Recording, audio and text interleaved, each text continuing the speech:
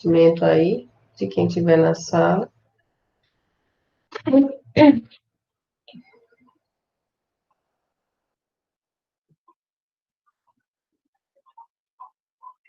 Hoje eu vou, como eu não consegui colocar o material lá, eu vou fazer. Tá gravando já, tá, gente?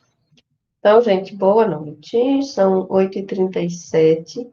Nosso encontro hoje é um pouco mais curto, porque eu não consegui concluir o material que era para colocar nas aulas, embora o conteúdo esteja lá, mas ficou faltando a parte para vocês treinarem e as atividades de frequência. Então, ninguém precisa se estressar com as atividades de frequência se eu não colocar, porque quando eu disponibilizar, eu vou deixar mais tempo, tá certo?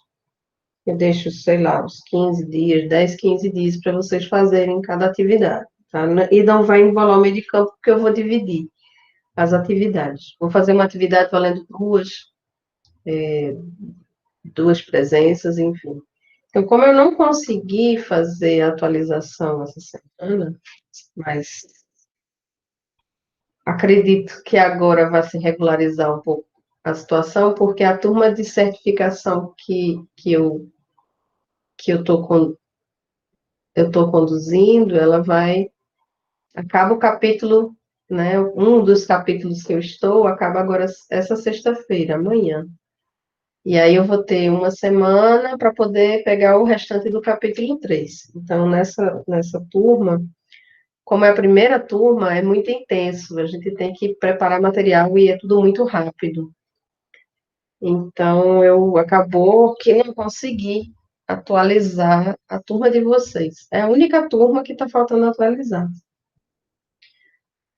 E, desculpa, e hoje eu optei por me encontrar com vocês para mostrar algumas coisas que vão ajudar a gente a entender esse processo de modelagem, tá certo? Então, o primeiro deles é uma sequência que a gente tem antes de começar a modelagem.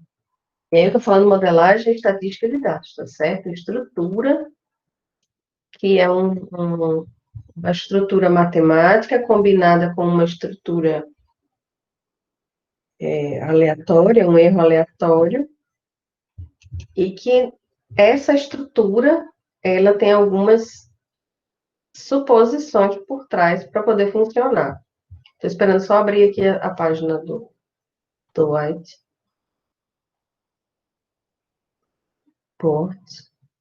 Aqui, abriu. Pronto.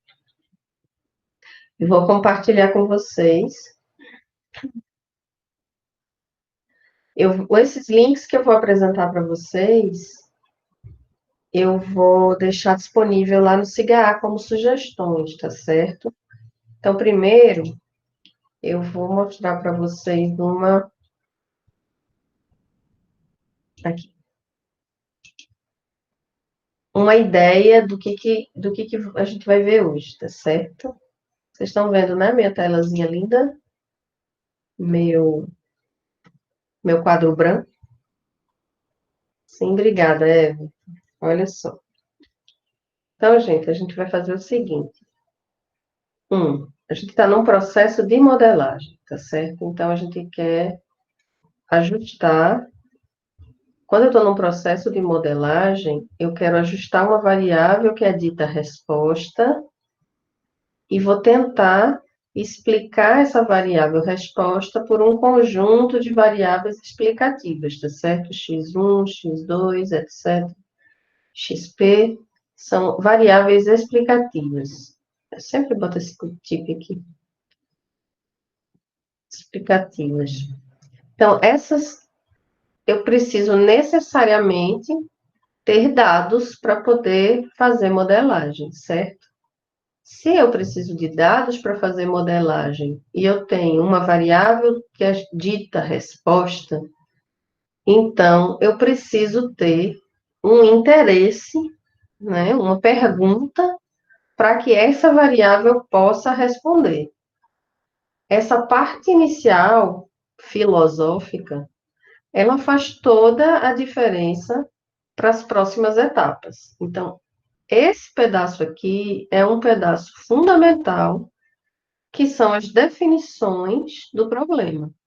Ou a definição do que eu quero resolver, ou a definição do fenômeno, tá certo? Então, tudo isso que a gente faz no começo, ups, faz total diferença para a gente escolher a ferramenta correta.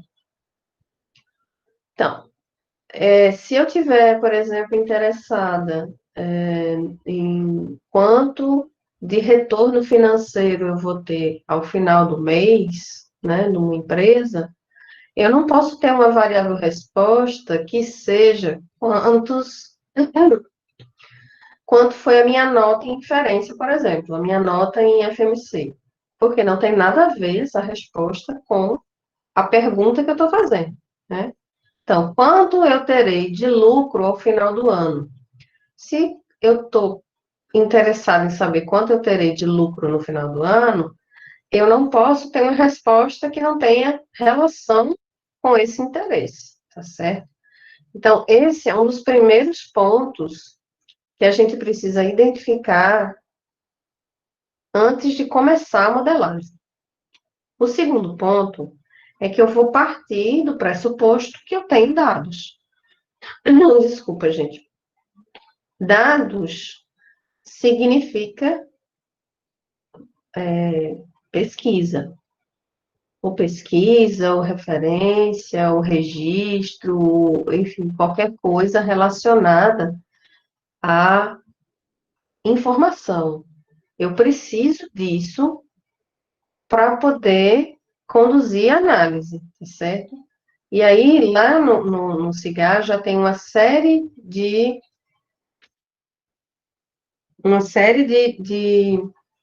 sugestões, né, de repositórios, de sites que são mantenedores de bases de dados, sites oficiais, né, de institutos oficiais, enfim. Então, eu preciso de dados. Aonde eu vou buscar esses dados? Ou em algum repositório, site, o que quer que seja, ou eu vou desenvolver uma pesquisa. Sim, tem registros administrativos também, por exemplo, eu trabalho numa empresa e eu quero usar a informação que tem na empresa. Então, esses registros administrativos também servem como base.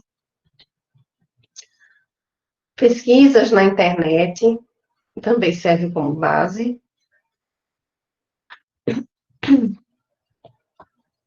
Pesquisas em geral, tá certo? Eu vou aplicar um questionário, eu vou elaborar um questionário, um forms e vou aplicar. Então, pesquisas em geral, pesquisa, busca na internet. E hoje, a gente tem variáveis de respostas, né, bancos de dados, que são não estruturados. A gente pode usar esses bancos de dados para fazer modelagem. Há um tempo atrás, não muito tempo atrás, a gente só podia pensar nessa etapa de modelagem se a gente tivesse bancos de dados estruturados.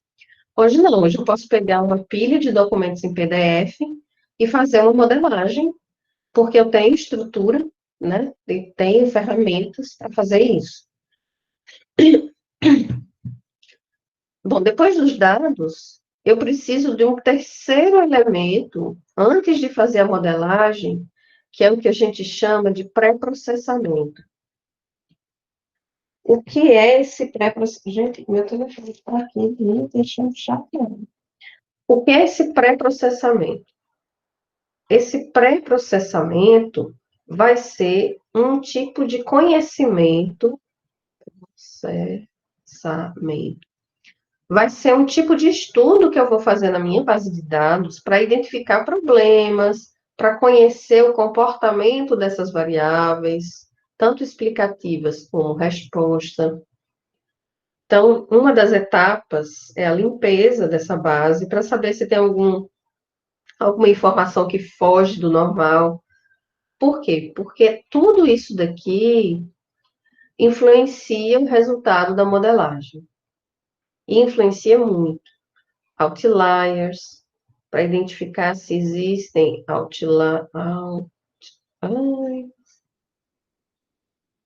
falar e escrever ao mesmo tempo não outliers.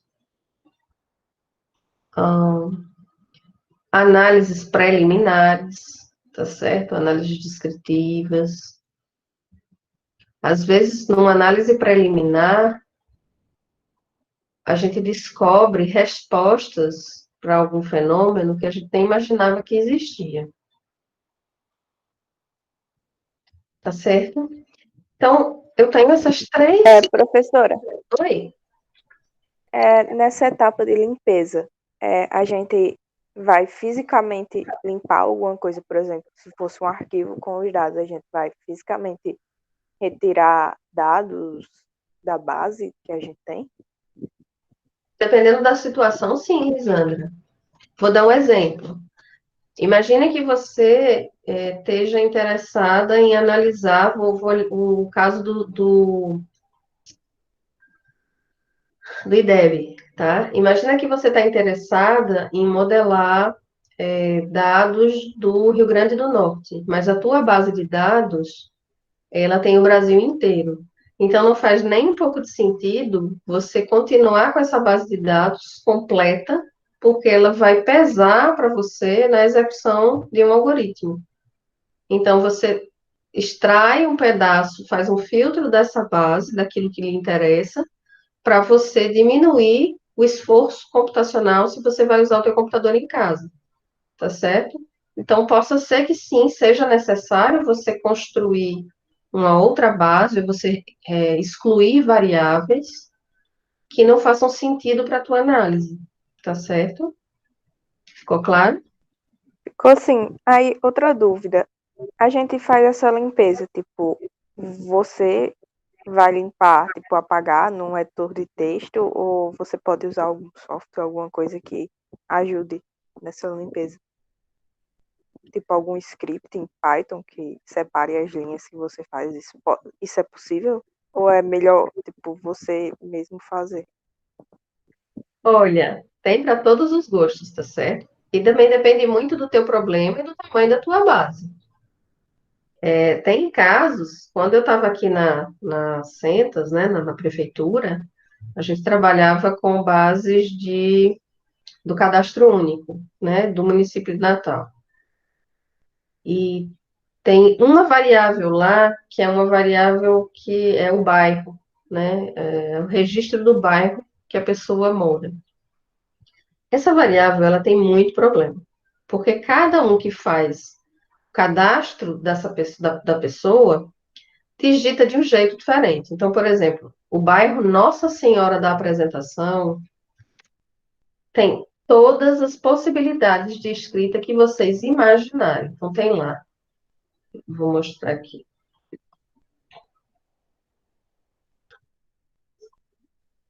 Tem lá uma coluna, né, do banco de dados, escrito bairro. E aí tem lá os registros, 1, 2, 3, pelo número do NIS da pessoa, tá certo? Esse é o registro. Mas aí vem bairro. Nossa Senhora da Apresentação. Tem gente que escreve NSA. Tem gente que escreve NSRAA. Bota ponto, tira ponto. Nossa SA. E por aí vai. Todas as combinações possíveis e imagináveis de Nossa Senhora da Apresentação tinham nessa base. Então, assim, eu posso ser uma pessoa leiga no assunto e vou individualmente substituir um por um aqui, tá certo? Por um valor que seja, um valor não, por um código ou por uma nomenclatura que seja uniforme, padronizada, tá certo? Porque se eu quiser fazer um percentual por bairro, isso aqui vai ter que estar padronizado, tá certo? Ou eu passo um script que vai me identificar por CEP, tem outra variável lá que é o CEP, se tem coerência aquele CEP pertencer a esse bairro. Ou pego uma lista de possibilidades e se encontrar algum valor nessa lista, eu substituo por aquele que é padronizado. Tem para todos os gostos. Dá para a gente fazer isso manualmente, um a um, a gente demora um pouquinho, porque a base é grande, né? Natal acho que tem uns 250 mil ativos no cadastro na época, tá? Agora deve ser bem mais, mas na época acho que eram 250 mil linhas, ou 260 mil linhas. Então era um pouco complicado a gente fazer isso manualmente, não. A gente faz um script para facilitar a nossa vida. Mas cada caso é um caso, tá certo? Ficou claro, Elisandra? Eu tô olhando para vocês aqui embaixo, tá? Para facilitar a minha vida. Ficou claro, Elisandra? Sim? Certo. Então, esse processo, pessoas, de pré-processamento é fundamental para todo tipo de trabalho de modelagem que eu vá fazer. Não só modelagem, tá? Se eu tiver interesse em análises preliminares, análises descritivas, como a gente chama, tá? Essas análises descritivas, elas são fundamentais para a gente compreender determinados processos que, às vezes, respondem muita coisa para a nossa vida, tá certo? Esse trabalho, Elisandra, só falando a respeito do INEP, né, na IDEB INEP, é uma análise descritiva. A gente não vai chegar a fazer modelagem por enquanto, mas é um tipo de análise que é uma análise que traz informação, tá certo? Então, esse processo de limpeza, ele é um processo que que é necessário para o bom ajuste de modelo. E aí depois vem o quarto, né, uma quarta etapa, que é o ajuste do modelo propriamente dito. Como a gente está tratando de modelagem, né, ajuste do modelo. É só depois que a gente vai fazer todos os procedimentos de ajuste de modelo que existem. Eu vou mostrar para vocês aqui, daqui a pouco, um simulador. A gente vai fazer um simulador e vocês verem essa etapa 4 funcionando, tá certo? Então, primeiro, eu acho que vem relembrar. A gente tem que definir o fenômeno, o que que é resposta para a gente, o que que é explicativo. A gente vai procurar os dados, ou obter dados de alguma forma, ou coletar esses dados, enfim, fazer algum tipo de obtenção de dados, tendo por base a definição do fenômeno. E aqui é bem importante, porque às vezes a gente não encontra uma base de dados que responda aquilo que a gente quer, tá certo? Às vezes a gente não consegue ter essa relação direta, a gente tem que fazer combinação de bases ou tratamento de variáveis para poder atingir aquele objetivo. E depois a gente vai para a fase de pré-processamento. Talvez nessa fase a gente identifique que não dá certo a modelagem do jeito que a gente quer. Tem que voltar atrás e fazer uma nova definição do problema, tá certo? Ok? Tá tudo bem até aqui, gente? Rosângela está dizendo que também tem o mesmo problema com a base do ITEP. Cada atendente escreve de toda maneira. Olha, gente, vocês não têm noção. Base de dados que a pessoa, o técnico, que vai entrar com ele, que vai digitar, não adianta você fazer treinamento de padronização, porque não funciona.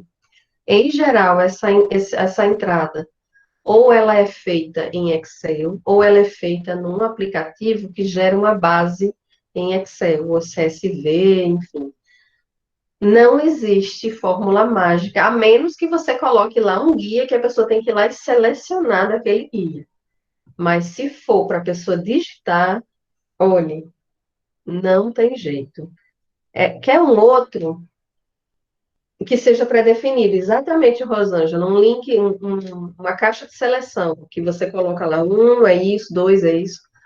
Gente, quando eu chegava no bairro chamado Dissete Rosado, misericórdia.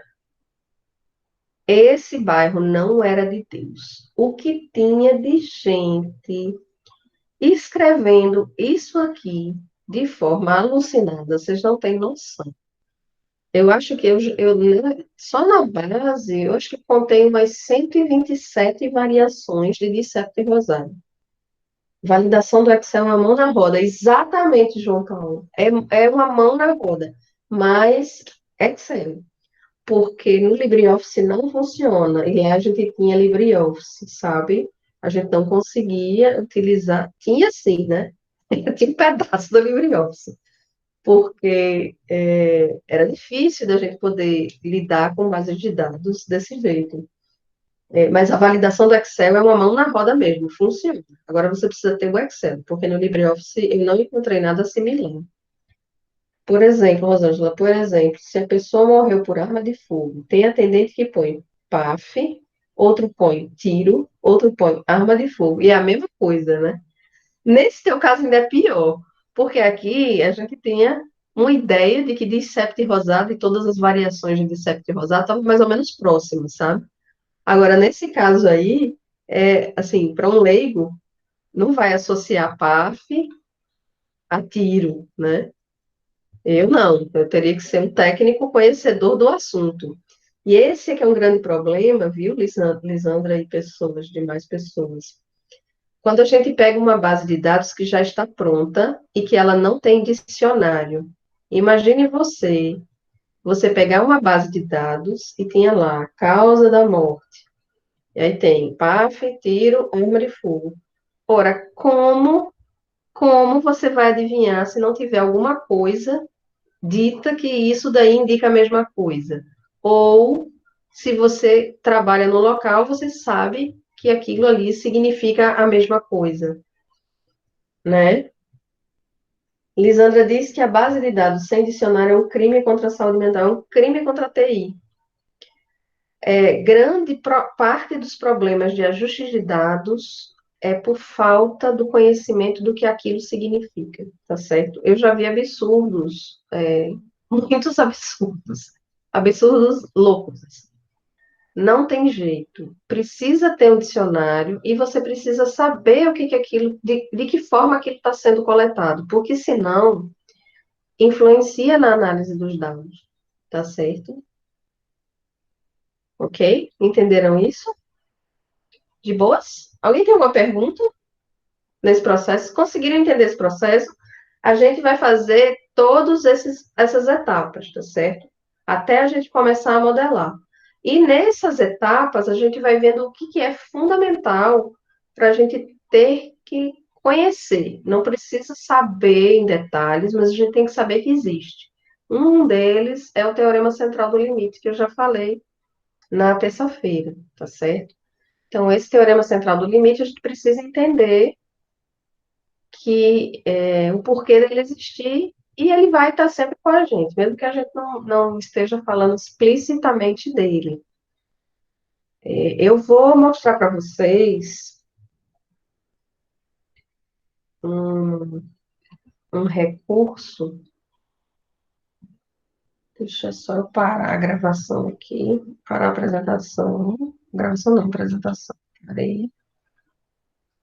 Ok. Vou trazer vocês aqui de volta, porque eu fico olhando para vocês de frente, é melhor. E vou mostrar aqui um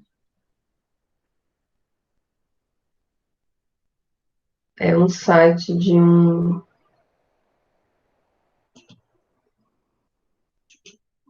um site de um colega, é professor da universidade, tá certo?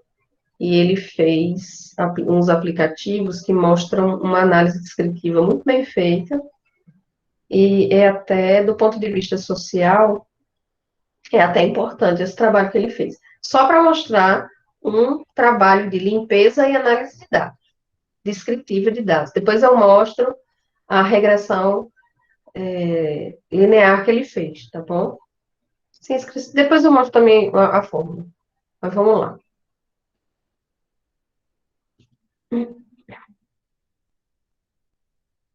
Ele é. Deixa eu ver qual é. Pedidos. Esse. Vou compartilhar com vocês. É um site de um colega. Ele é professor da universidade, da UFRN. e ele, ele pegou essa base, é uma base de dados sobre pedidos de reembolso dos deputados federais, tá certo? E qual que é a ideia? A ideia é que você selecione um deputado, ok, sei lá, vou botar aqui ao acaso, tá certo? Delegado Valdir. Essa primeira parte vai dizer informações básicas sobre ele, qual o partido, onde ele foi eleito, o total, né, reembolsado, o total de reembolso, do valor de reembolso que ele pediu, que ele solicitou, quantos deputados pediram menos reembolsos do que ele, ou seja, isso aqui tem uma ideia de percentil, a gente pode falar de percentil ou de decil, tá certo? Então, abaixo dele, a gente tem 24,47% de deputados que pediram menos reembolso do que esse valor. Essa é a diferença do valor entre o valor pedido e o valor reembolsado. Então, isso aqui são cálculos de média, máximo, percentuais. E qual percentual de deputados que tem uma discrepância entre o valor solicitado e o valor recebido menor do que esse deputado, delegado Valdir. Eu coloquei por acaso, tá certo? Mas ele pegou uma base de dados que tinha disponível no portal de transparência, que é o pedido de reembolso, e ele fez essa aplicação. Isso aqui foi feito com R, tá certo? Esse professor, o professor Marcos, ele gentilmente disse que eu podia usar o material dele. Ele é um R fissurado, ele programa em Python também, mas ele é um R fissurado, gosta muito de R.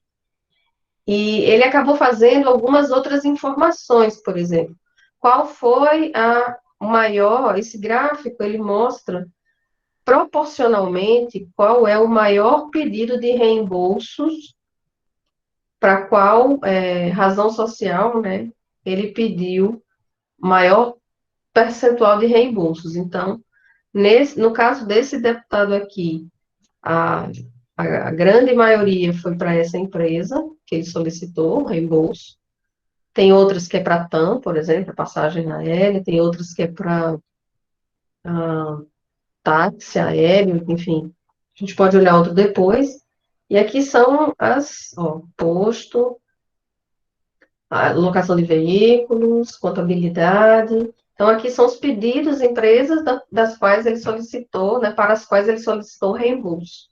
E quando um deputado, qualquer servidor pede reembolso de algum valor aplicado, precisa apresentar uma nota fiscal, ou um recibo, enfim, alguma coisa que comprove que ele pagou aquele valor que ele está pedindo ressarcimento. Então, aqui tem um mapeamento, né, um tipo de mapeamento, mas que dá pelo tamanho da forma geométrica a maior proporção de solicitações em nome daquela empresa, tá certo? Isso aqui são análises descritivas, tá, gente? São só feitas com percentual, com gráficos. Aqui é o valor total reembolsado e pedido em reais, tá certo? Então, o pedido é essa linha azulzinha, né? E o pago é essa linha rosa, vermelho, não sei, laranja.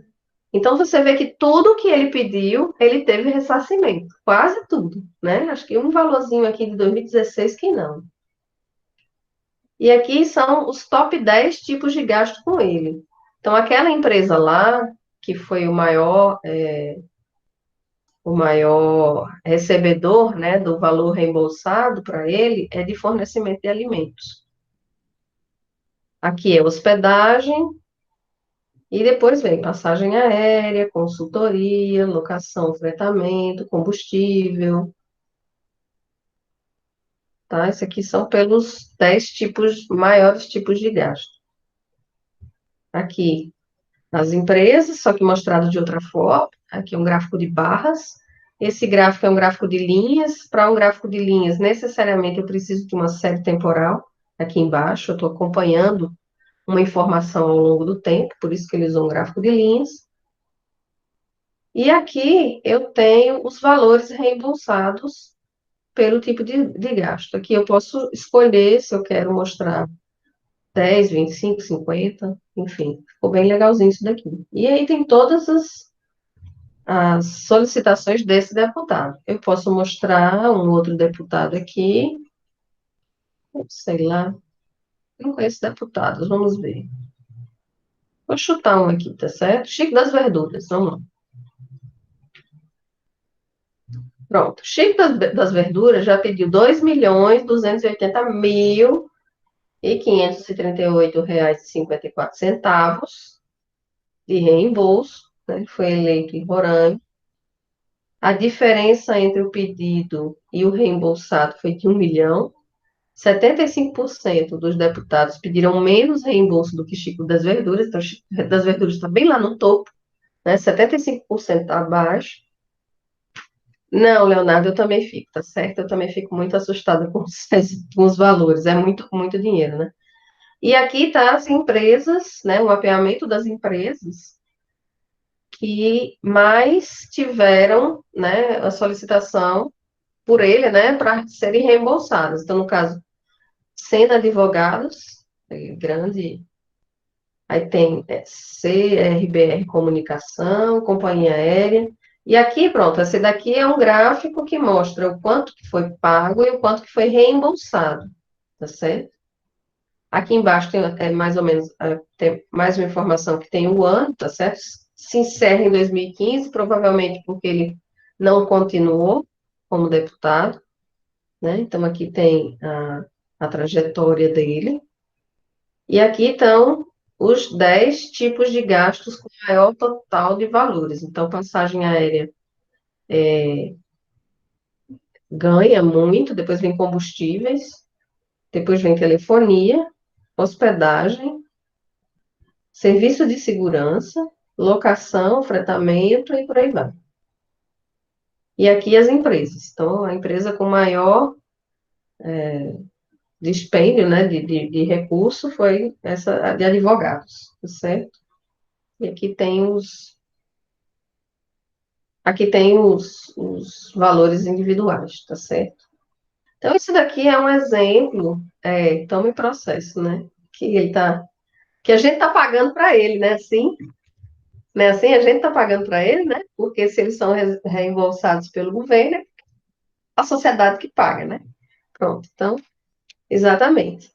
Então, aqui é só para mostrar para vocês o que é uma análise descritiva simples, tá certo? É simples, mas que mostra muita informação. A gente não precisa modelar. E a gente não precisa achar, a gente pode até modelar para ver se tem algum relacionamento aqui entre essas variáveis, tá certo? Para isso, eu preciso de uma resposta e de uma ou mais explicativas. Eu tenho aqui variável com folga, tá? Eu posso, de repente, o valor reembolsado ser uma variável resposta, e aí eu teria a solicitação, seria uma variável explicativa, tá certo? Então, assim, é pensar nesses relacionamentos que começam a fazer sentido para a gente, tá certo? Eu vou deixar no Cigarro o site para vocês podem entrar, acessar, brincar, pegar informações aqui, porque ele autorizou que a gente utilizasse nessa disciplina à vontade, tá? Então, eu vou parar essa apresentação. E agora, partindo. Alguém tem alguma pergunta com relação a isso? Alguém queria ver algum deputado específico? Que a gente pode voltar lá e pesquisar algum. É porque eu não conheço nenhum nome de deputado assim. Não me vem à cabeça nenhuma curiosidade dessas, não. Mas se alguém quiser, a gente volta lá e pesquisa. Não? Se quiser, a gente pode voltar lá. Eu não sei como é que Chico das Verduras conseguiu tanto dinheiro. Aqui. Olha, eu vou compartilhar com vocês agora uma página que também é desse professor, tá certo? Ver se chega aí para vocês. Pronto. Essa página, vocês conseguem ver, né? Ela vai explorar o modelo de regressão linear. Quando terminar de mostrar isso daqui, eu vou fazer isso agora, tá certo? Deixa eu fazer isso antes, porque senão depois fica. Vocês vão sentir em Nárnia, e aí não é para vocês entrarem em Nárnia, tá certo? Não é para que vocês fiquem em Nárnia, não. Ops, deixa eu botar ela aqui. Pronto. Vou mostrar para vocês. Pronto. Olha só. O que que eu vou ter quando eu vou modelar? Eu já disse a vocês que eu tenho uma variável explicativa y, tá certo? Esse y vai ser resultado de uma função matemática mais um erro. Esse x aqui são as minhas variáveis explicativas, tá certo? Elas vão me ajudar a explicar essa variável aqui, que é a minha variável chamada resposta. Em alguns lugares vocês vão ver, é a variável dependente, as variáveis independentes, tá certo? Variável dependente e variável independente é a mesma coisa que variável resposta e variável explicativa, tá certo? Essa função matemática, ela pode ser qualquer tipo de função, qualquer. O mais comum e o mais simples e o mais comum é que essa função aqui seja do tipo linear. O que é uma função linear? Uma função linear é aquela em que eu tenho relacionamento linear entre as variáveis, tá certo? Então, esse é o mais comum da gente encontrar por aí pelo mundo. Beta P X P, tá certo? Se o relacionamento entre a resposta e as explicativas não for linear, a gente pode linearizar. E a gente vai ver isso mais à frente. Que é muito interessante essa questão de linearização, porque ajuda na explicação. Por exemplo, aqui eu tenho uma variável resposta, e eu sei que esse é o peso dessa variável x1 para explicar a variável resposta, tá certo? Então, assim, isso daqui é interpretável. E esse rapaz aqui, esse erro? Esse erro existe uma suposição sobre ele, tá certo? Ele é tudo aquilo que eu não consigo medir. Como assim? Ora, nem todos os fenômenos são totalmente explicados por aquilo que eu tenho na base de dados. Por exemplo, nota numa disciplina. A nota na disciplina, ela não depende só do aluno, só do esforço do aluno. Ela depende da condição, social do aluno, ela depende de como o professor aplicou a prova aquele dia, de como o professor teve a didática, se o aluno teve falta ou não teve falta, se o professor conseguiu atingir, explicar, preencher lacunas que o aluno tinha anteriormente, enfim, tem vários fatores que envolvem a nota do aluno e que muitos deles eu não consigo quantificar. Por exemplo, quanto que o aluno tem de deficiência no conteúdo anterior para que ele consiga sucesso numa outra matéria. Eu posso até usar uma proxy, que é a nota desse aluno no conteúdo anterior, mas isso só traz um pedaço da informação, não traz a informação toda, tá certo? Então, em geral, a suposição sobre esse erro é de que ele tem distribuição normal, com média zero, variância sigma 2, para que eu use um modelo de regressão linear simples, tá certo? Ou um modelo de regressão linear, sem o simples. Com o simples é porque só tem uma variável explicativa, sem o simples é porque eu tenho mais. Em geral, a gente vai ter mais, não vai ter uma só, tá certo? Dito isso, eu vou mostrar para vocês o que eu queria mostrar antes, que é esse simulador. Tá tudo bem, gente? Vocês estão bem? Estou falando rápido. Conseguem me acompanhar?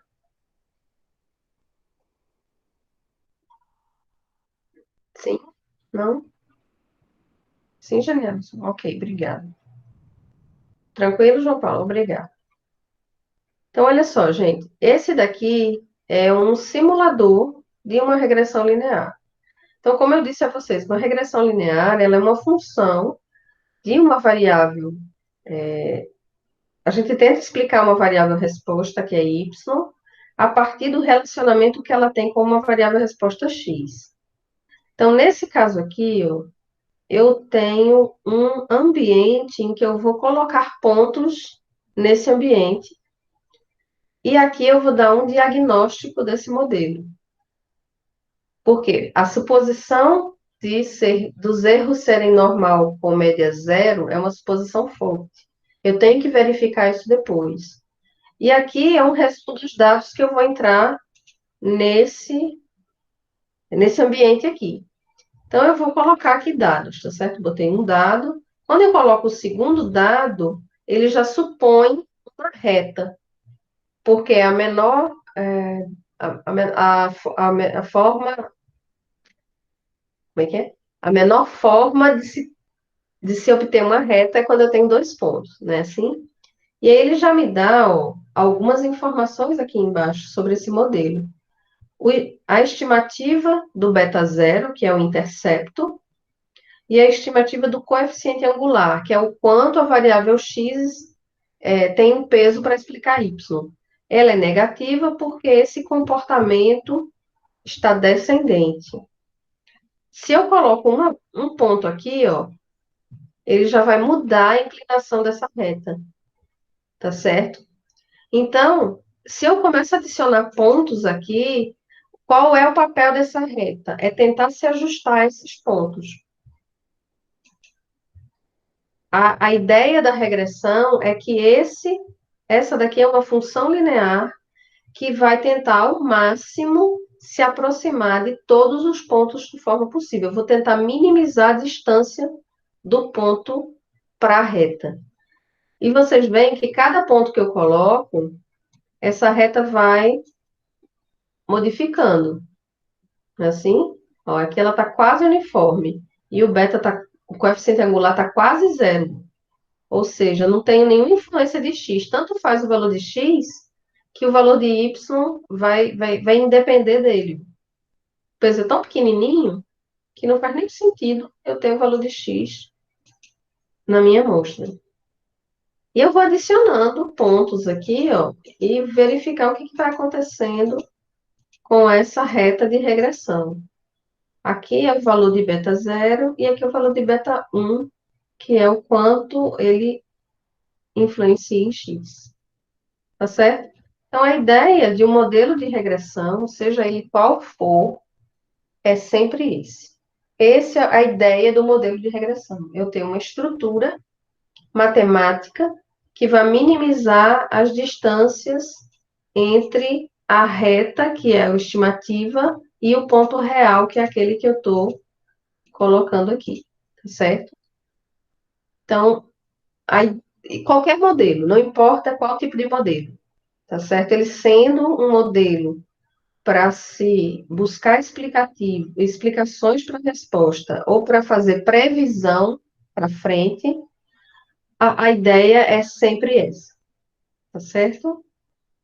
Deixa eu dar um reset aqui, vou fazer uma coisa mais bonitinha para mostrar para vocês uma coisa bem interessante.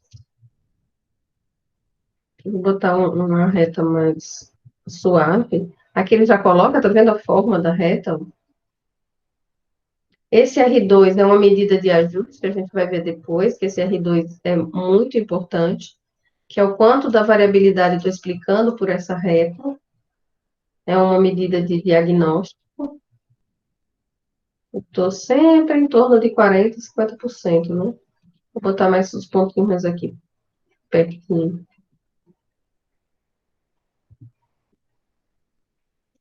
Aqui, nessa aba, eu tenho todos os dados que eu cliquei lá, tá certo? São os pontos. Eu cliquei aleatoriamente, tá? Mas a ideia é essa mesmo. Na prática, a gente não vai ter isso aleatório, a gente vai ter um X e um Y na base de dados, ou vários X e um Y. E aqui são as medidas de diagnóstico. Quando eu falo que eu tenho suposições para esse modelo valer, é porque as suposições são fortes. E eu preciso acompanhá-las, porque senão o meu modelo não faz sentido. Então, aquela suposição de ter distribuição normal, a gente usa esse tipo de gráfico, que é um gráfico que mostra o quanto esse resíduo está próximo de uma distribuição normal. Nesse caso aqui, ele está quase perto da reta, mas ainda existe uma área dele aqui embaixo que tem um comportamento que foge da normalidade.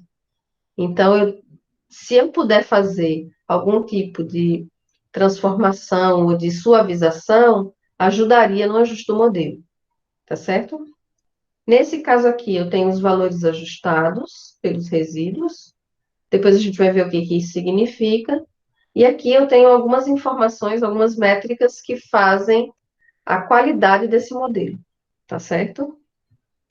Ok? Tá difícil? Tá tudo bem? Tudo certo? Então, a ideia, gente, minha hoje era dar uma passada sobre esses pontos, tá certo? Mostrar para vocês o quanto isso, do ponto de vista da compreensão, não é difícil, tá certo? Tem uma matemática importante nesse processo, mas a gente não vai chegar na matemática, a gente vai saber que ela existe, que é o caso do teorema central do limite, por exemplo, e a gente vai aprender a interpretar essas coisas. A gente vai clicar lá no software para fazer esse ajuste numa base de dados que a gente tem interesse, e a gente vai interpretar esses valores e ver quais os problemas. Quando eu tiver algum problema, quando eu encontrar algum problema, como é que eu vou sair dele, tá certo? Eu vou colocar as informações restantes do conteúdo lá no SIGA, vou colocar a disponibilidade desses sites, tá certo? Aqui no SIGA para vocês, e vou seguindo, sempre tentando mostrar como que é isso na prática, tá bom?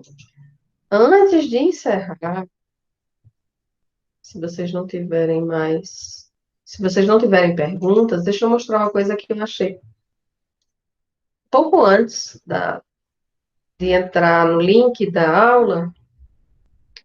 Esse site desse rapaz aqui, ele é um repositório de tudo o que foi desenvolvido em R, tá? Estatísticas e packages ou libraries que foram desenvolvidas em R nesse período de coronavírus, né? Tanto que ele fala na novela do coronavírus. Gente, não é pouca coisa. Tem packages, tem códigos, tudo aberto, tá certo? Se vocês quiserem acessar, posso disponibilizar para vocês também. Gente, não é brincadeira. Aqui eles têm até dashboards que foram desenvolvidos usando R para fazer acompanhamento do tracker, né? O coronavírus tracker. Aqui a gente tem dashboards que foram criados para acompanhar a incidência entre os países. Mapas, informações de mapas, que tem a geografia, né? Um dado geográfico no modelo, que é um componente geográfico, tá certo? Para visualização de casos, isso daqui é o do similar àquele de Stanford. É Stanford? Acho que era Stanford, né? John Hopkins. John Hopkins. Aqui é o de John Hopkins, né? Que depois ele mudou, ele ficou com uma carinha mais ampliada, mais próxima desse aqui. Aqui são modelagens, e aqui são modelagens mesmo, tá? São modelos matemáticos similares a esse que eu mostrei para vocês, só que eles têm outros tipos de componente, porque se tem componentes de infecção também, tá certo? Tem percentual de infectados, tem probabilidade de infectados, enfim. Tem uma taxa de isolamento social também, enfim, tem uma série de elementos no modelo, são modelos mais complexos, mas similares àquele que eu mostrei. A função f de x que é mais complexa. E aqui tem as simulações, se você quiser, né, colocar mais ou menos peso em determinado parâmetro, né, em determinada variável, você consegue alterar aqui. Tá? Isso daí tem os links, tá? Eu posso deixar isso para vocês também. Quase todos eles estão disponíveis em GitHub, então vocês podem baixar para quem sabe mexer, para quem tem interesse, fique à vontade. Tem outras plataformas de visualização também, então foi desenvolvido muita coisa.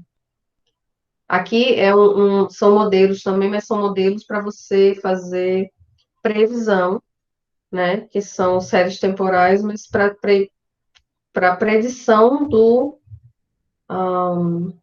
comportamento do fenômeno, tá? Essas linhas pontilhadas aqui são os intervalos de confiança, porque essa informação aqui ainda não aconteceu. Então, ela é aleatória, ela tem uma probabilidade de acontecer. Outro mapeamento, tá? Com componentes regionais, tudo isso aqui são modelos, tá, gente?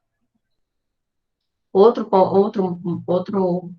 espaço de visualização também, com componentes regionais, componentes geográficos, aliás. Outra modelagem, tá aqui outros exemplos de modelagem. E aqui eu tenho tendências também, eu tenho como calcular tendências. Aqui eu tenho como calcular distribuições, e aqui são distribuições supondo determinadas características, tá? Com intervenção e sem intervenção. Qual que seria a curva? Não sei se aqui é de novos casos, né? Porque tem dessas também, desse mesmo tipo de gráfico que é feito com óbitos também. Aqui também são gráficos de modelagens. Bom, gente, ó, tem a rodo. Olha só onde é que está a minha barrinha aqui, ó. Ainda está aqui. Se eu vou mostrar tudo para vocês, a gente vai passar o restante da noite aqui, tá certo? Mas é só para mostrar uma aplicação dessa parte de modelagem para vocês, tá certo? Então a gente vai chegar, talvez a gente não chegue em fazer trabalhos tão ricos como esses que estão aqui, mas a gente vai pelo menos compreender e fazer alguns tipos de análises para sair desse curso sabendo o que que é, tá certo? Ok, alguma pergunta? Alguma dúvida? Alguma ameaça? Eita, tá gravando, viu? Não ameaça.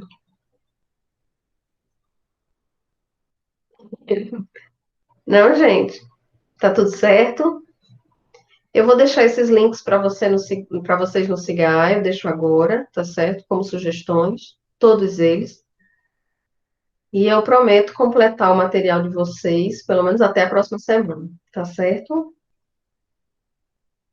Ok?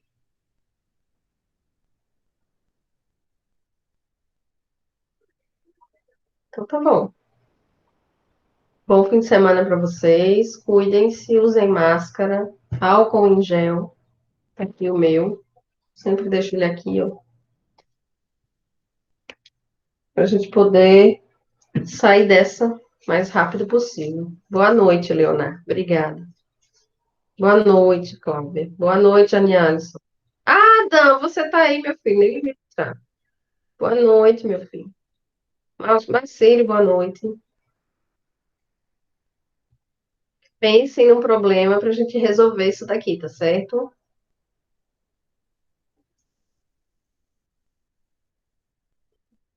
Até. É muito ruim esse cheiro, gente.